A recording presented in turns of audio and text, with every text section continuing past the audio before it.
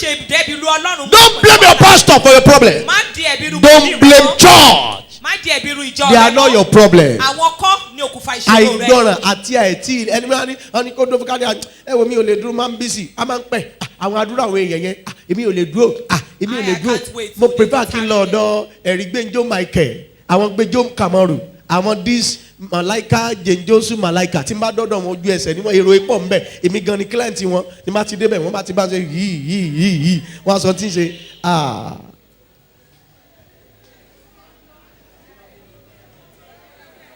amen. Amen. Wàá dẹ̀ rí pé àwọn èèyàn wá pé ẹ wá béèrè lọ́wọ́ ẹ pé àwọn tí wọ́n jókòó yẹn tí wọ́n gba nọ́mbà yẹn ẹranko ni wọ́n. Then those people that are seated waiting, are they animals? Ṣé ẹranko ni wọ́n? N tó bá dáa tó jòótọ́ èèyàn kì í dáǹdí ẹ̀. Bí pásítọ̀ ẹ bá jẹ́ wòlíì tí èèyàn ò bá wá sápò lọ́dọ̀ rẹ̀ Ọlọ́run ti padà. If your pastor is a prophet and he couldn't see lots of visitors visiting him, you have to flee away from him because God has not called him. N tó bá jòótọ́. Something that is true. Wòlíì kan wá bí ní ọjọ́ Thursday. A prophet came here on Thursday. How many of you were here? Ó máa dára fún yín. It will be well with you. Wòlíì ni o. He is a prophet. Ó ní bàbá àwọn ológun òun sóògùn bàjẹ́. Said his father was an herbalist. Kó tó di pálọ̀ wá àgbà wá bẹ̀rẹ̀ ṣe Olúwa. Then he started Orí TV ló ti rí ìwọ tí wò lè tó yẹn òun ti wá tò ó ti tò síbi látàárọ̀ aago 4 mo tó rí. Then he came, he queued since morning. Gbólóhùn kan tí màá sọ fún mi pé áńgẹ́lì rẹ̀ ń bẹ lórí òkè lọ́bẹ̀ ló bá ti gbàdúrà ọ̀nà rẹ̀ àlà simple ó ní mi sọ́jú ẹ̀ lọ. The announcement I gave him was that your angel is at a particular mountain, go there and pray and your ways. Ẹ máa wẹ̀ tí ń kánjú yìí o tí wọ́n ní kó jókòó yìí o tó ní tọ́sí yẹn ti pẹ́ jù tí ò lè jókòó yìí o ẹ bèrè pé iṣẹ́ kí ni ṣe ń wo Telemundo ni o Z-World ni ń wo ṣé sísọ lẹ́ ń pè. Z-World. Amen. Ẹ lọ bèrè lọ́wọ́ rẹ̀ Jennifer ti ń wò Fúnkẹ́ Akíndé tí ń wò yìí àìmọye wòlíì tí ń gbàdúrà fún ayé Jennifer ti dá ohun orí rẹ̀ ti burú o. I'm telling the truth.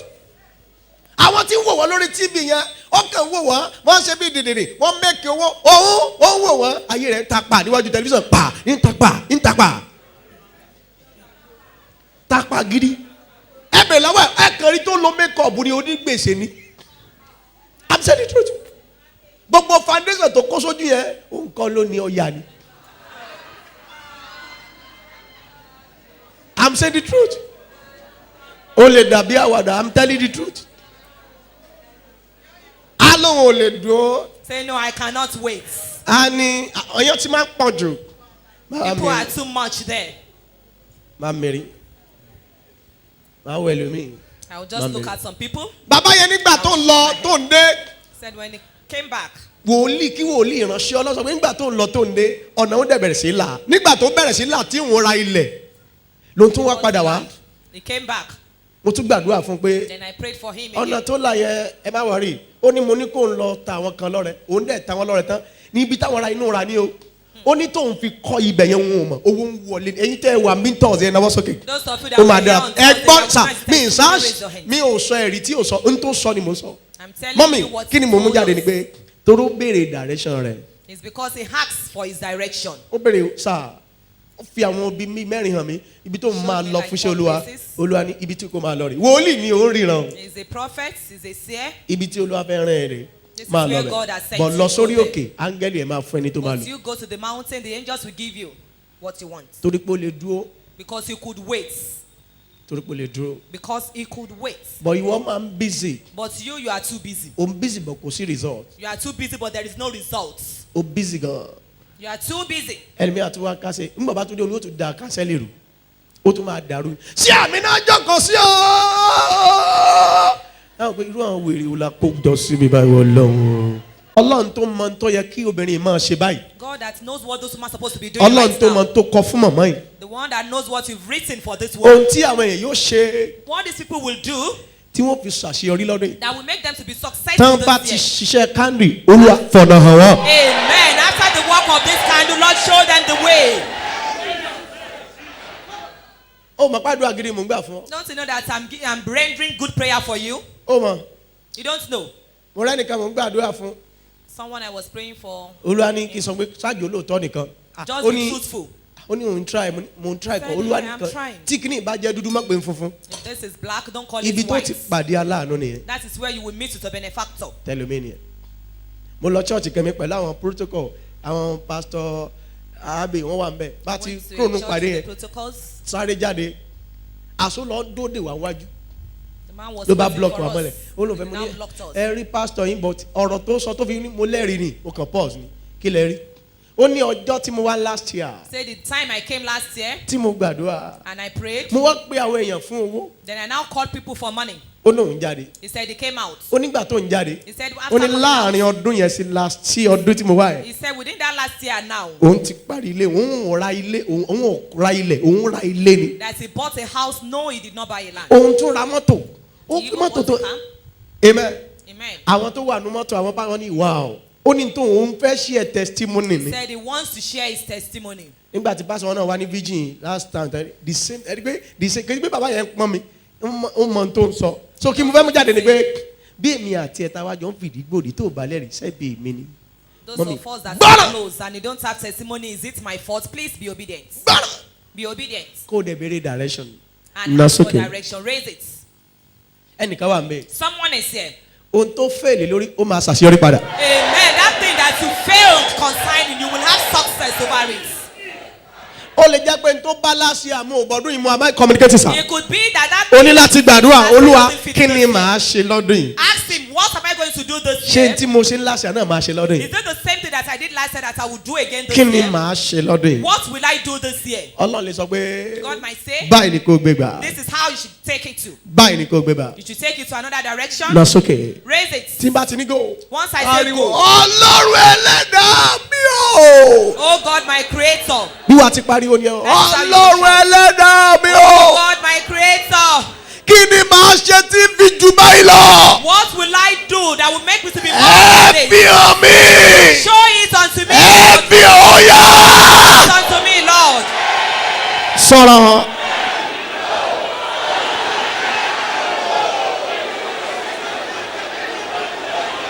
Oh God, my creator, what will I do that will make me to be more than this? Father, show unto me.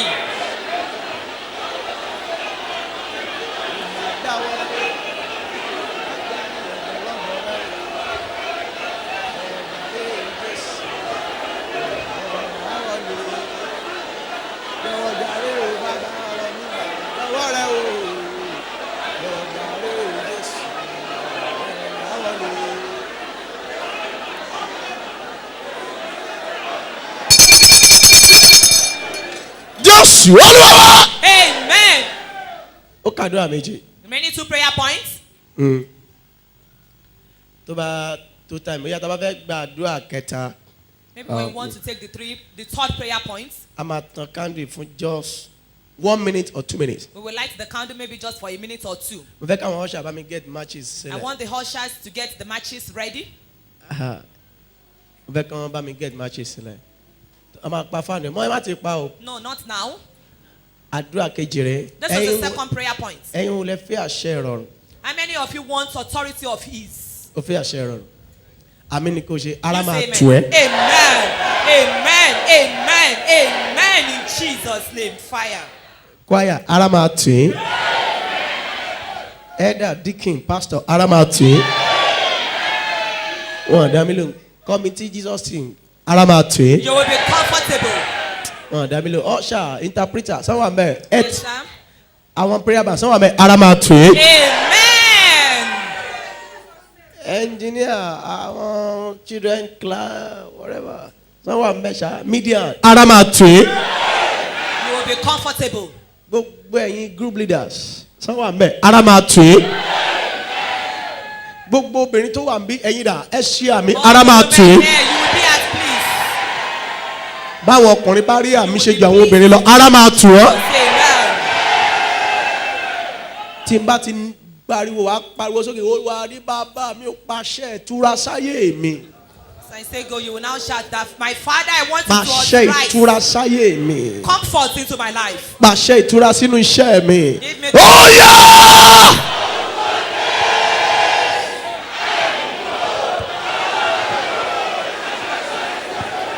Oh Lord, my God,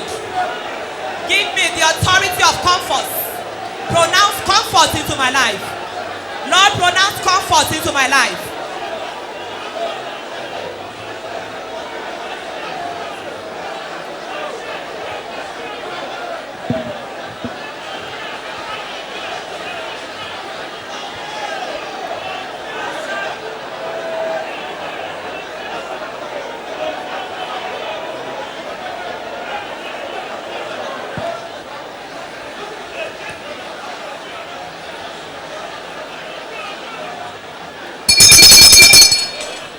Jésù Olúwa wa.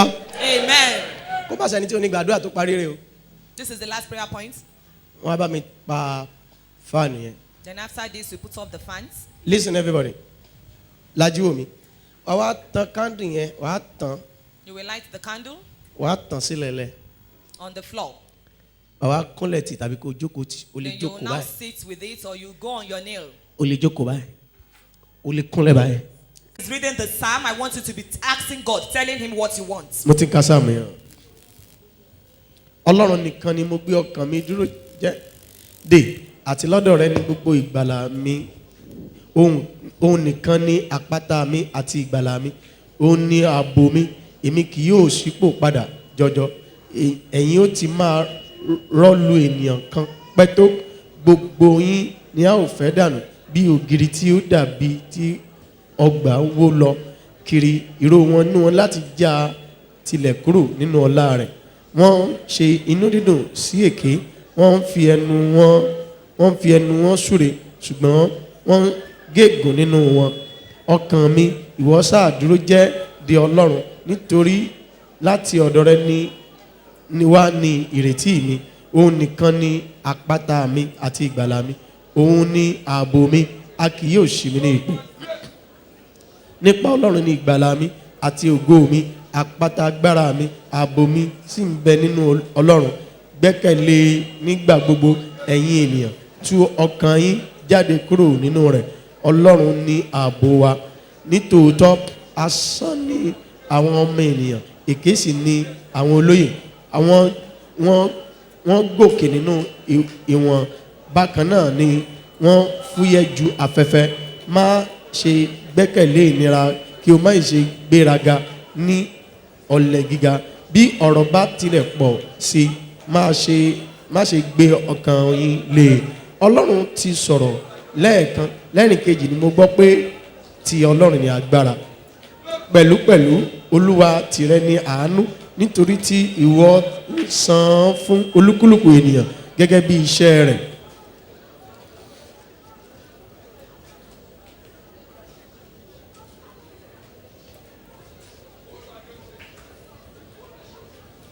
Ti Olúwa ní ilẹ̀ àti ẹ̀kún rẹ̀, ayé àti àwọn tí ó tẹ̀dó sí inú rẹ̀. Nítorí tí ó fi ìdí rẹ̀ sọlẹ̀ sórí òkun, ó sì gbé kalẹ̀ lórí àwọn ìṣàn omi. Ta ni ó gun orí òkè Olúwa lọ? Tàbí ta ni ó dúró ní ibímọ rẹ̀? Ẹni tí ó ní ọwọ́ mímọ́ àti àyà funfun, ẹni tí kò gbé ọkàn rẹ̀ sókè sí asán, tí kò sì búra ẹ̀tàn. Òní yóò rí ìbùkún gbà lọ́wọ́ Olúwa àti òdodo lọ́wọ́ Ọlọ́run ìgbàlà. Èyí ni ìran wọn tí ń ṣàfẹ́rí rẹ̀, tí ń ṣe àfẹ́rí rẹ̀, Ọlọ́run Jákọ́bù.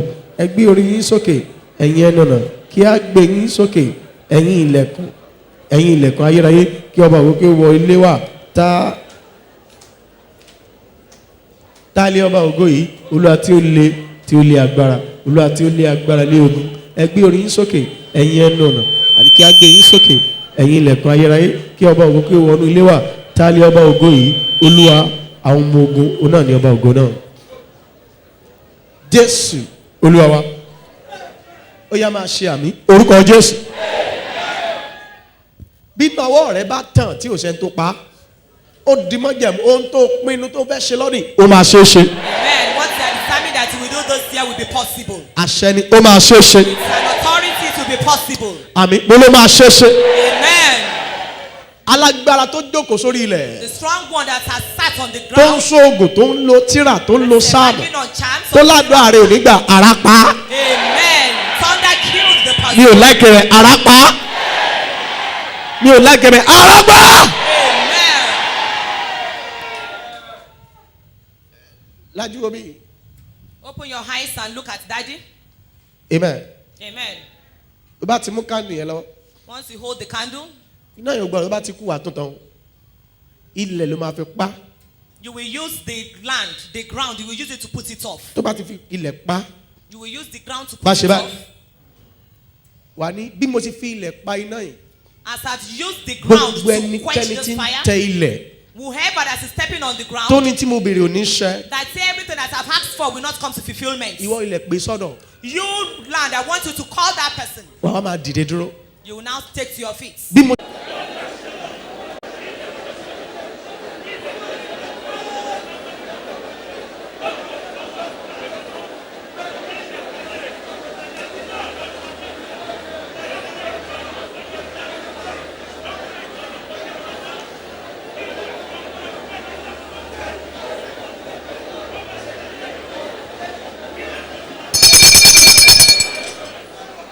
Ó yá nà sókè.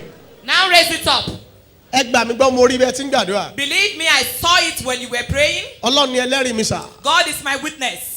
Mi tán. I'm not deceiving you. Ìwọ tó dẹ̀ gbà mí gbọ́ mọ̀ pé mi ò tán. And you that you believe me, you know that I'm not deceiving you. Tí n bá you. dẹ̀ fi ayé àti ọ̀run búra kó tó gbà mí gbọ́ ohun tó léwu ni. And if I could swear with heaven and earth before you believe me, it's something that is very dangerous. Ó léwu díẹ̀. It is very dangerous. Nà sókè. Raise it up. Níwájú Ọlọ́run. Before God, mo rí gbogbo ènìyàn. I could see everyone. Mo rí gbogbo ènìyàn. Everybody. Pẹ̀lú pásù lọ́wọ́. With parcel. Hallelujah. Olúwa kí ni túmọ̀ yẹn? Lord, what is the meaning of Olúwa this? gbogbo tán béèrè ni mo fún wọn. Hallelujah. Hallelujah. The Lord said that everything. Ẹni tó ní àdúrà rẹ̀ ò ní gbà. Whoever that said that your prayer. Ẹ yá wẹ̀rẹ̀. Oh God, in the name of Jesus.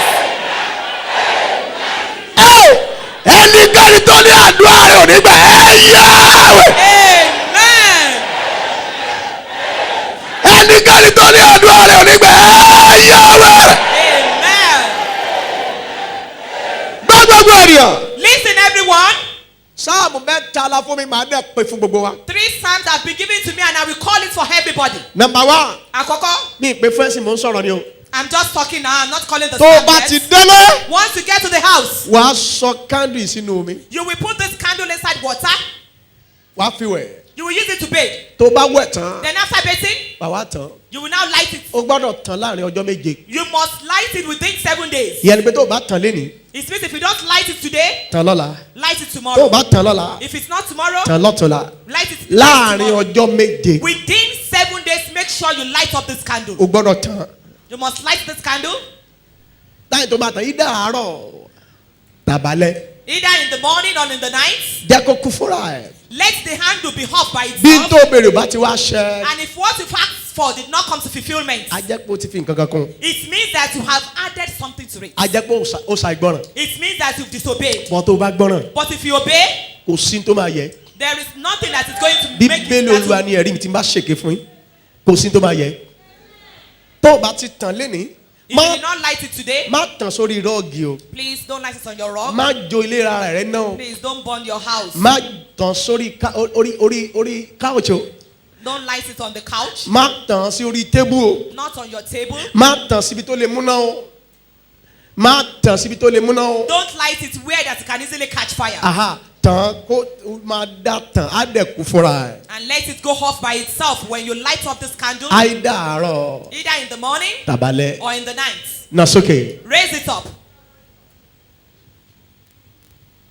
Bẹ́ẹ̀ni bá jẹ́ wòlíì. If truly I'm a prophet, Gbogbo ẹnikẹ́ni tó fẹ́ dán Ọlọ́run wò lára mi tó ní tí mo wí ò ní ṣẹ. whoever that wants to test God in me, that say everything that I've said will not come to Àdàbí fulfillment. tí n bá ti forí balẹ̀ fún Báálì. Except if I bow down my head for Àdàbí now. tí n bá ti fi ẹnu gbé obì nídìí òòṣà. Àdàbí tí n bá ti darapọ̀ mọ́ àwọn awo. Àdàbí tí n bá ti ń lo oògùn. Àdàbí tí n bá ti ń parọ́ fáwọn ọmọ Ọlọ́run. Nìkan ni kọ́lọ̀ ń bínú sí mi. Ṣùgbọ́n tí n bá parọ́ Olúwa má padà. Tí n bá fẹnu gbé obì nídìí òòṣà Olúwa má padà. Tí n bá ti dapọ̀ mọ́ àwọn ìkà Olúwa má padà. Ẹni tí mo sọ̀rọ̀ sí ni kó gbọ́. Tí ó bá ti rí àmì ṣe báyìí ohun tó béèrè àfi tó o bá gbọ́ràn lókù. Ohun tó béèrè àṣẹ́gun bẹ́ẹ̀. Amen. Amen. Amen. In Jesus' name. Fire. Bá a bá béèrè ọmọ àfọ ọlọ́mọ lónìí. Amen. If you ask for a child, you've been Tó o bá béèrè iṣẹ́ àfọ oníṣẹ́ lónìí. If you ask for work, you've been Tó given. o bá béèrè físà àfọ onífísà If you lónìí. ask for visa, we've given it Tó o to bá you. béèrè breakthrough ó yẹ gba breakthrough. If you ask for breakthrough, Tó o receive. bá béèrè promotion á promote yẹ lónìí. Promotion, receive. Ohun tó béèrè á yọ̀ǹda. Amen. Whatever you ask for has been released to you. Ẹni bá ní òní rí bẹ́ẹ̀. Whoever that said that it will not be so. bàbá mi pòpòrò àgbàdo kìró kádùn ẹnikẹ́ni tó bá ní òní rí bẹ́ẹ̀ mo sọ bí wòlíì Olúwa lórúkọ Jésù kò ní parí oṣù. Amen. In the name of Jesus, the person will not end this month. mo dẹ̀ gbàdúrà gan. And I heard a prayer point. Olúwa ní kí n sọ tẹ́lẹ̀. The Lord said I should prophesy. ọ̀tá rẹ̀ máa bá ẹ bára jẹ lọ́sẹ̀. Amen. Amen. Amen. In the name of Jesus. ẹ mọ̀ túmọ̀ ẹ̀. You don't know the meaning? ó ti dewúrẹ́ jẹlẹ́jẹlẹ́ nìyẹn. It means that ó ti dàgùtàn jẹmọ̀jẹmọ̀. ó ti da aláàmù tí ń jẹlẹ́gbẹ̀ẹ́ ògiri. ìtumọ̀ rẹ̀ ni pé ó ti kú. it means that the person is dead. a ò gbọ́ yóò bá a ò gbé lóko kì í sọ̀fọ̀ kì í ṣe gèdè. aliaba zaaye kinda leluba abba azondoli kandalia. mo dó bí wòlíì ẹni tó ń bá ọjà ẹni tó ń frustrate àdúrà yìí. Whoever that is frustrating your prayer. àmì ni mo pè. Amen. àmì rẹ ni kó lóòkè. Your amen should go high. irú ẹ̀dá bẹ́ẹ̀ mẹ́ àbá ìbọra jẹ lọ́sàn. Amen. Such person will die in the name of Jesus. ó máa bá ìbọra jẹ. Amen. The person will die. mo rí ni sà. I could see it. mo rí. Yes, I saw àwọn it. ẹbọra orí àkìtà àwọn ẹbọra oríta àwọn ẹbọra anúbojì àwọn ẹbọra sẹmẹntì. The one at the T junction, the one in the cemetery. wọ́n jọ máa jẹ dínà lọ́la ni. Amen. Amen. They will have dinner together tomorrow. Amen. ẹbọra ìjẹ́njẹ gidi bí ìfun ajá bí ìfun ẹdìẹ It's good food. bí eku tí mọ́tò pa àwọn tẹ́bọra jẹ nìyẹn wọ́n dẹ̀ kì í jẹ nínú pálọ̀. And they don't eat in a place. oríta orí àkìtàn náà ogi. At the dustbin. na candle yẹn sí mi. Stretch your candle to daddy. èmi pèdè bí wòlíì. I pronounce it as a prophet. ẹni tó ń fi oògùn bá ọjà. Whoever that is fighting you with charms. agbára wọ̀pá ẹ sarapọ̀ àwọn tí wọ́n dojú kọ obìnrin ọ̀yá ẹ dojú ìjà kọ. Amen. Amen. Amen. In Jesus' name, fire. gbogbo ẹnikẹ́ni tó hàn tú tó hàn tíra tó hàn tàbátì àdá tó hàn yàásẹ́ nítorí ìwọ obìnrin tàbí ọmọkùnrin ẹnikẹ́ni tó lọ bá séwù tó lọ bá àfà tó lọ bá wọn dàdá ní àwọn séwù lálá tó máa ṣépè fún ọkàn bá tiẹ̀ jẹ́ mo wí lórúkọ Jésù iná tá a bá dá fún gbogbo ẹ̀yẹ mi ìlàfin sùn gbogbo hàn tú tí wọ́n hàn orí wọn ló máa yí lé lórí.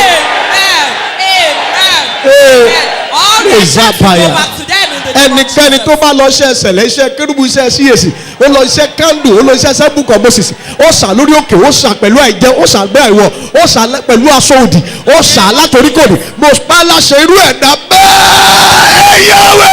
Amen. Amen. Amen. In Jesus' name, fire. lajú omi. Open your eyes and look at the prophet. mo fẹ́ kọ́ ẹ níṣẹ́ wòlíì kan. I want to teach you a prophetic work. má lò lòdì sí yàn. Please don't use it against anybody. wàá lò tó bá lè ṣe tí gbogbo yóò bá lè ṣe ìwọ̀n bẹ́yìn tẹ́ bá lè ṣe. Just few people that can do it. iṣẹ́ wòlíì ni. It's a prophetic work. tí ogun bá le tó bá fẹ́ bá ẹni ẹja tó bá ti The ṣe. battle is too tough and you want to fight with the person once you've done it. o ò ní ka sáàmù láti bẹ̀rẹ̀. You will not read Psalm from the front. ẹ̀tàn bá dánrú ẹ̀wò fún ayé rẹ̀ ò lè dá a mọ́. Whoever that they try that one for, this a life máa never kà has láti meaning. parí ni. You will read it from the back. wọ́n máa fi ń gé ẹ̀mí èèyàn kúrú ni. They use it to shorten someone's life. máa fọ́n Samuel. gbogbo èèyàn kọ́ ni màá fún torí àwọn ọ̀dájú kan wà mí. Because there are some people that are ọkọ wọn very ti ṣẹ̀ wọ́n ti pẹ́. wọ́n á bá fà á látẹ̀yìn pé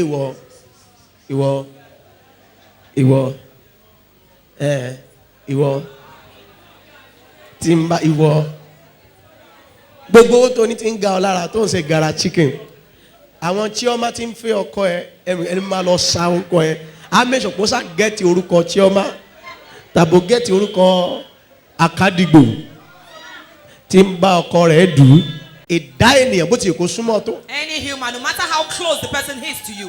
ìwọ ń sá eré kọ́ da àwọn ń sáré kó bàjẹ́ fún ọ. You are running after good things. They are running. orí ọ̀rọ̀ ẹ̀ múlẹ̀ sí kú sí lórí ọ̀rọ̀ rẹ ló máa kú sí sá. Amen. The person will die concerning your matter. mo mọ tí màá ṣe tá a bá ti parí ẹ̀yin tẹ́ bá fẹ́ gba iṣẹ́ yẹn màá ní ẹ jáde máa fún yín. After the service, I will call out some people that want that work. ẹ̀yin tẹ́ ní fi ṣèkà sẹ́wàá mẹ́. That you will not use it to pass. Yes, the Lord at once. alágbára tó fà kíkọrí. The strong one that is adamant. tó lò ní lọ. That say you will never make it. Torí pé tanná sí candle dẹ̀ pa. Because you've lightened up this candle and you've put it off. Ọ̀run kò gé ẹ̀mí ẹ̀ kúrú sà. Amen. No prophet will shorten the life of that person. Ẹ lọ sókè, mo gbọ́ nǹkan pariwo, áńgẹ́lì owó. Angel of money. Ó yá wọlé mi. Come into my home. Ó yá wọnú iṣẹ́ mi. Come into my work. Ó yá. Prayer of the name of Jesus. Oh my God. Angels of money. Come into my home. Come into my work. In the name of Jesus. Wọlé mi. Angels of money. Come into my home. Wọnú iṣẹ́ mi. Come into my work.